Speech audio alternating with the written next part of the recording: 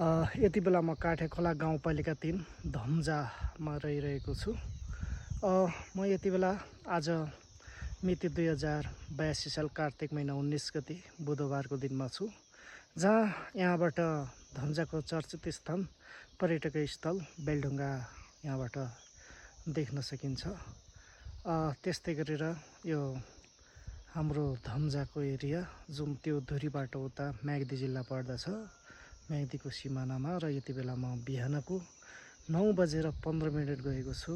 यो हाम्रो थाप्लेको धुरी भन्ने चिनिन्छ र यो एउटा अत्यन्तै मनमोहक प्राकृतिक दृश्यले भरिपूर्ण ठाउँ छ। यहाँहरू पनि अवलोकन गर्न सक्नुहुन्छ र अत्यन्तै रमाइलो डाँडाकाँडा हरियाली वनजङ्गलले घेरिएको ठाउँ छ। यो ठाउँ अत्यन्त रमाइलो छ।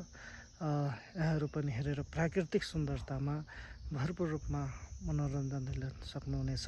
अत्यन्तै आनन्दको ठाउँ, अत्यन्तै रमाइलो ठाउँ, जुन एकान्त अनि कञ्चन सफा आकाश, निलो आकाश छ। यो अत्यन्तै रमाइलो प्रकृतिक दृष्टिले पनि अत्यन्तै महत्त्वपूर्ण छ, जुन धम्जाको पर्यटकीय र धार्मिक स्थल मोथे देउराली पनि यहाँबाट देख्न सकिन्छ। र यसरी विभिन्न ठाउँहरू हामी अवलोकन गर्न सक्छौँ।